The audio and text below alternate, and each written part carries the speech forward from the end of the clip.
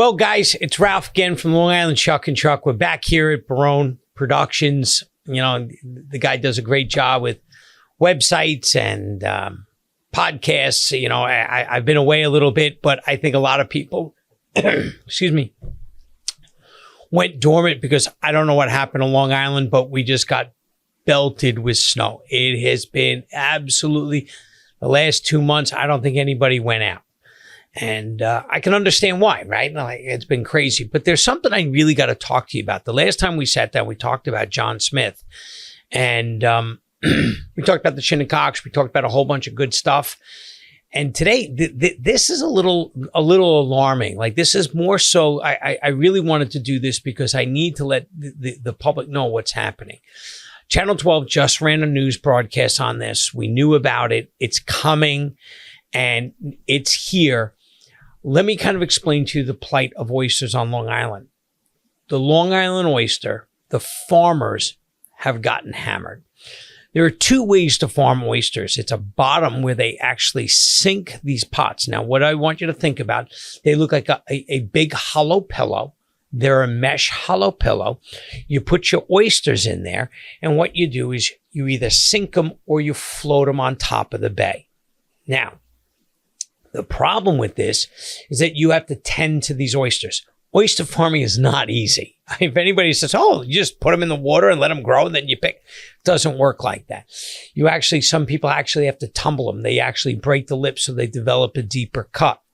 And farming oysters is nonstop. Doesn't matter what time of the day. You don't get to take off. It's much like dairy farming. Like, I don't know why anybody that says dairy farming has got to be the hardest farming in the country, because guess what? You got to milk your cows twice a day. No ifs, ands, or buts, or they get sick. So you have to tend to this on a regular basis. But oyster farming, same thing. Now, what's happened due to the bay freezing, we lost an enormous amount of oysters that floated on top. They froze. The bay froze, the water froze, hence the oyster froze. Not only that, what ended up happening is oyster pots, due to shifting ice, moved. Buoys were ripped off. Lines and pots were dragged. So you now have oyster farmers who've invested their livelihoods. They invested big dollars into oyster farming. It's not cheap. I mean, buying seed, you know, the size of your fingertip is cheap. They're microscopic, they're little. But guess what? They grow and you have to tend to them. And then that's really about the extent of it. So if you can think about the costs of everyday living, gas, your food, you name it. Now think about, you got to buy equipment for oystering. Your boat, your gas, your pots, your tumblers, your staff, the bags, you name it. You have to have all of this. And now all of a sudden you build up this investment to have Mother Nature come in and wreak havoc on all the oyster farmers. It really is a tragedy. I know Congressman Lalota actually asked the federal government to declare a state of emergency for fisheries here on Long Island, the Great South Bay, and around the local areas because of the oyster fishing. So what does this mean? Well, it means two things. If you're very familiar with the law of economic supply and demand, the supply is going to be low. The demand is going to be where it's at. So you know exactly what's going to happen to the price. I would love to say that prices are going to go down, but they're not. I don't see them going down in any foreseeable future. It takes about 3 years on average, 2 to 4 years to have an oyster go from seed to mature enough to be harvested. So you're going to have a disruption in the farming system for almost a 4-year period, folks, which kind of puts a little fear into me because, I really do pride myself on doing these oyster parties, right? Like I have people, I want 4 different types of oysters. I want blue points. I want peconics. I want great guns. I want North Shores. I want wild deep water. That might be the only thing that you're going to be able to get is wild deep water oysters because they weren't disturbed, but you're going back to that thing. And what happens? There's only X amount of oysters. And if you had this massive die-off, the oyster farmers are either A, they got to invest more money, which means they need to charge money, or you're not going to sell the oysters. They're going to look for a venue that there's going to be paying the highest revenue for oysters. So it really is hard. And, for me, the end user, it's kind of scary because how much can I really charge somebody? I mean, things are just getting, this. Everybody in America is feeling some sort of crunch, and I don't want to keep raising my prices. At the same time, my prices keep going up, and I'm looking for a happy balance. But this is really kind of I wish I had a crystal ball because it's really starting to become hard to price jobs. I just did a job this weekend or last weekend at Evolve Spa in Manhasset. It was really kind of cool. I went a little bit out of my my comfort zone. I did something that was fun. We went to a spot and we built how do I say this? My partner Brandy and myself built a skin sensitive menu for the spa. And they went in, they did skin analysis, and they talked about getting facials and all these types of things. And we did the food for it, and I brought the oysters in. And it was a great success. And I had a lot of people after that say, Ralph, you're going to open my house. Ralph, you're going to go and do this. Like it did generate a lot of business, especially in being in Stroll Magazine in Manhasset. But guys, it's hard to really quote these prices. And then the other scary thing is, can I get them? Right? That's going to be the next thing, right? Trust me. I still consider myself pretty small. There's some major players out here that do a lot of harvesting in a lot of places that serve a lot of oysters, restaurants. I mean, I can't imagine if they can't get oysters. And now you're going to get them from other areas because you can't get them locally. So now what happens, it drives those other prices up because they're in high demand. And you're going to be paying a lot for oysters. So I really want you to start saying, hey, am I going to have an oyster party? If I'm going to have an oyster party, what kind of oysters am I going to have? I don't like using, and there's nothing wrong with Louisiana Gulf oysters. That's not what I'm saying. I have a problem with them in the summer, right? I do believe eating the oysters in the winter is the best part, especially coming from down south. But in those summer months where people want to have the oysters, you got to make sure that they're harvested properly, they're iced properly, they got to be transported, they have to be then processed here, then you have to get them to the end user. There's a lot of mishaps that can occur during this process just because of food safety. And that doesn't mean that anything bad can happen. It just opens up a greater amount of potential. So I want to stay with the Northeast.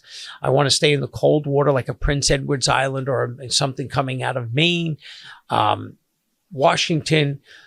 I really love going with the Long Island oyster. The Long Island oyster, I still believe, is a premier oyster. You're lucky that we're on Long Island. We're lucky that we can get them. And, I spoke to John Smith and he goes, well, listen, I guess I'm going back to oyster farming real fast, right? Because what do you do? What do you do? It's scary. And my heart goes out for them. So my suggestion is if you're going to buy oysters this summer, do me a favor, buy them. You're going to yell at the price. Listen, everybody got hit hard for this winter. It has nothing to do with it. And it's going to take 4 years. It's going to take 4 years before we can get an abundance of oysters before it comes back. So I need you guys really to be patient. You need to be understanding. You need to work with that. And I do support the local oyster community. I mean, they're looking to do a lot of different oyster pop-ups. I'm looking to do an oyster pop-up right over here in Patchogue. I'm in the process of setting that up. I'll let you guys know. It should be good. I just want to secure the location, which would be exciting. It's a really kind of cool, laid down place. So hopefully all my friends and family can come. We can sit down. We open up oysters. We can laugh, joke, have a couple of cocktails. You know what I'm saying? And see what happens. But guys, it's support them, really support them. And when people start screaming, at the price of this is ridiculous. It's just like one thing after the other. We watched gas prices go up in the last 3 days by 40 cents. If that goes up, remember every other product, because transportation fees are going to go up. But, I understand it. You need gas to go get oysters. They don't just crawl on the land by themselves. And I know I'm talking to educated people, so you understand this. It's just something that I need people to be aware of. And still, I'm not looking to raise my prices unless it's absolute necessary. and it all depends on where the prices of oysters. I'm going to try to eat the price of, or the increase of oysters, so it doesn't impact my customers. I have made agreements with, like, I've already got 3 weddings scheduled for this year. I got a bunch of parties scheduled. So I cannot go back on my word for those people. I would not do that. Regardless. And I do tell them, market might dictate it. I don't know what it's going to be, but you book me in a year out, I'm going to try to honor that price. That's what I try to do. But wherever you go, just remember oyster prices probably will be a much higher than you're anticipating. And it has nothing to do with anything else other than Mother Nature. Mother Nature did a dirty to those oyster farmers. So I really wanted to get out and be sympathetic to them. If you see guys selling oysters, spend a couple of bucks more and have the oysters, because they need that money to do what? Repopulate their equipment. Commercial fishing is one of the hardest things you ever want to do. It's all dependent upon weather. And these people lost a lot. So staying true to the Long Island oyster, staying true to me, right? Staying true to the fish markets that carry Long Island oysters. Ask if it's a Long Island oyster. Ask if it's local. Just make sure that you understand that this is going to be really kind of a detriment for a few years. And then hopefully the prices would stop increasing. They'll balance out and they're probably going to stay where they're at. But that's what we got to hope for. So while you're eating oysters, make sure you know that. The other thing, I'm going to skip around a little bit because I got yelled at. I know, this is crazy. My niece, my girl Miley. Now, my brother, Michael, he built my boats from scratch. We talked about it. My nephew, Michael, is starting to really do a lot of work. And Miley's a really funny kid, because Miley is kind of like at one second, she's like a girl, meaning that she does dancing. And I'm not saying that men can't dance. That's not where I'm going. But she does the dancing and the tap and the singing. And she's kind of like that type of feminine. She likes to do acting and plays, and she's amazing at all of that. And then when she hangs out with the uncles and the brothers, she's rolls her sleeve up, and she's starting to open up clams and oysters. And she's like, Uncle Ralph, you don't talk about me. So my girl Miley, this is just a real quick, because I know she watches this religiously. Miley is an amazing young lady. She will be able to open oysters, I'd tell you, next summer. I don't know about this summer. She's starting to really get down clams. She's starting to go to jobs with us. I do believe in getting the kids out to work. I told you, right? I try to get all the kids out. My youngest nephew, Ralphie, last year, he's hysterical. He's 5 years old. He wanted to open clams. He had problems getting the knife into the clam, and I would open them, and he would open up the clams, and he's running around pounding his chest saying, I'm the clam man. Look at me. I'm the clam man. And everybody's eating clams, and all of a sudden he sucked down a clam. And if you would have saw his face, it's kind of like he thought he was going to pass wind, and he got a surprise. She was like, and he looked, and he's like, and he ran away. So I don't know what happened. I don't know if he enjoyed it or not. I don't think he liked it, but little Ralphie's a clam man, and Claire still wants nothing to do with it. But what I'm really proud of, I don't have children, that my niece and nephews take an active interest in this industry, that they're doing something that kids don't do anymore. To find an oyster shucker, if you can find a good oyster shucker, they're worth their weight in gold. If I told you how many people call me because of this podcast, or because of my website, or because of things I do, I get offered to do shucking all the time. And I'm like, listen, it's a reason why my brother and my best friend Eddie, I call him a brother, and you find these people and you pay them dearly, and you stick with them, and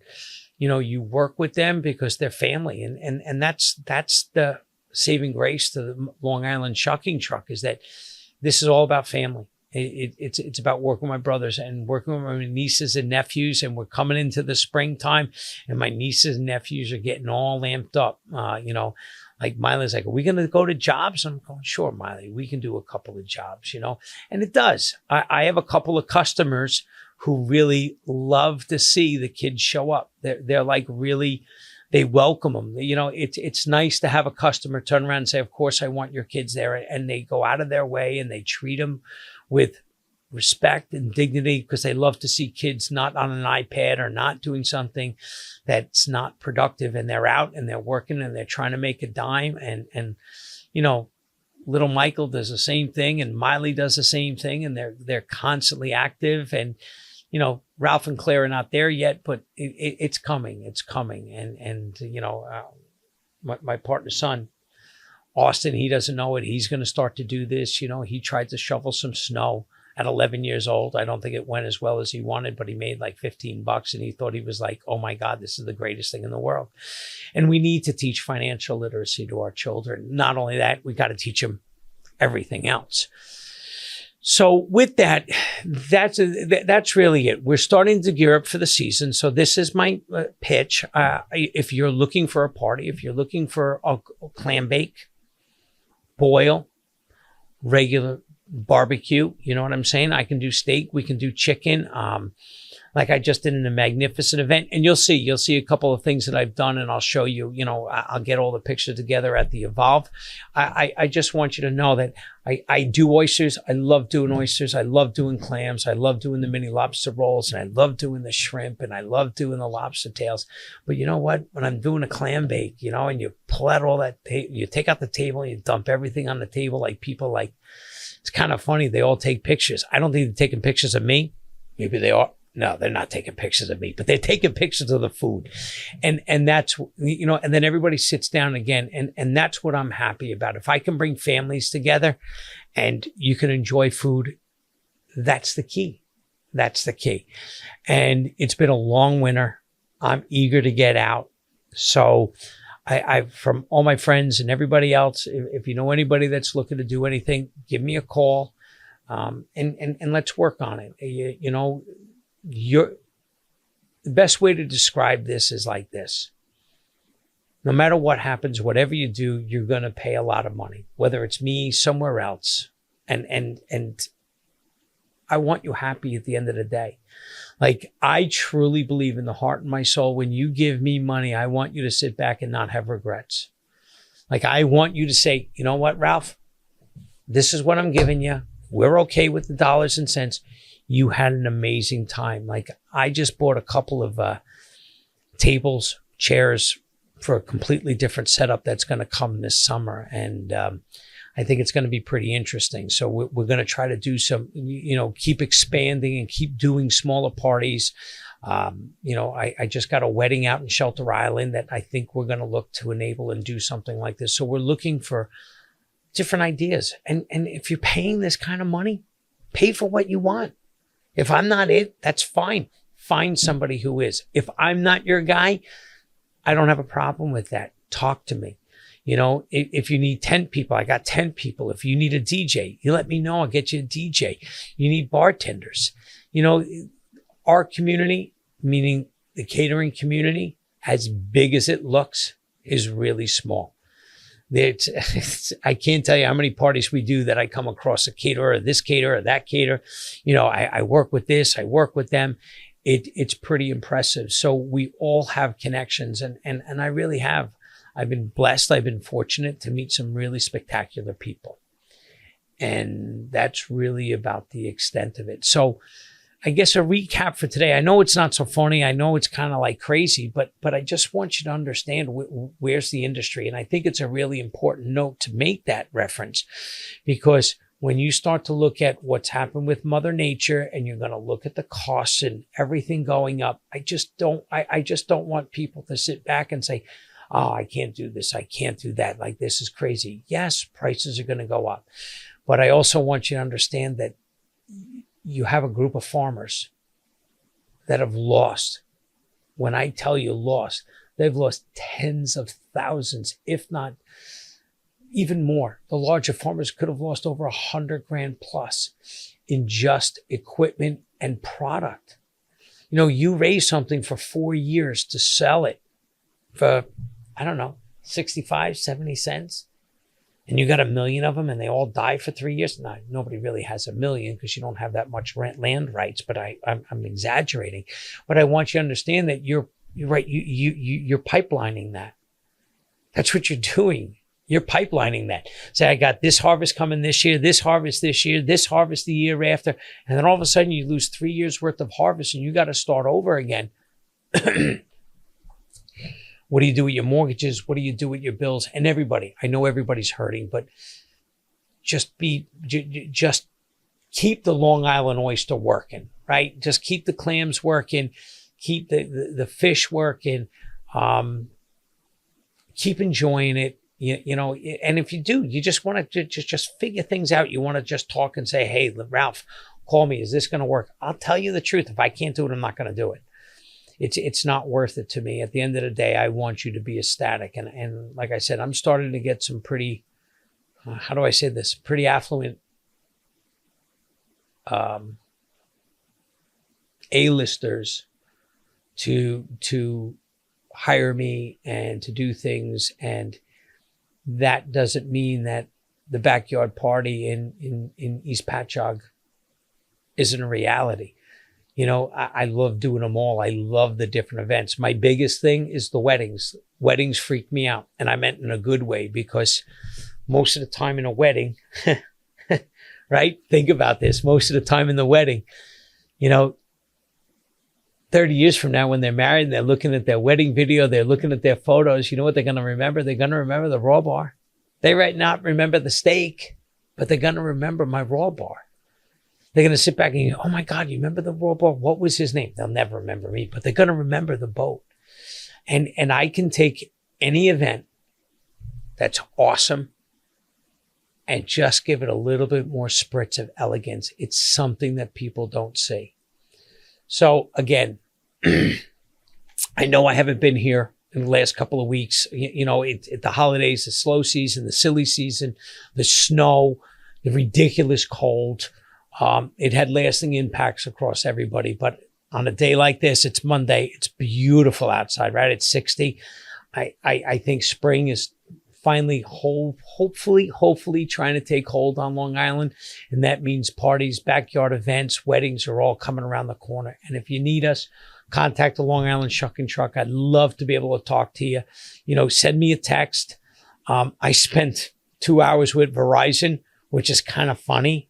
Unbelievable. I cut out 90% of my spam. So my answer machine should be not full with, do you want car warranties? Do you want a loan? Do you collect Medicaid? Do you want solar panels? Those types of things. So, you know, shoot me a text or send me an email. But just remember, you know, I'd like to be part of your event. I'd like to be part of your day. Most importantly, I'd like my family to be part of your family's memories from this point moving forward. So with that, it's Ralph. I want to thank you again for listening to me. You'll see me in a couple of weeks. I'm trying to get a couple more things brewing where we can do some stuff. I think I have a pretty interesting guest. My friend Larry. He's a character. Larry's a good man. He's a great man. He's definitely a character, and I think he can give you a little bit of insight on the nature of the restaurant business for 2026. So for the most part, that's it. Thanks, guys. Have a great day. We'll talk to you soon.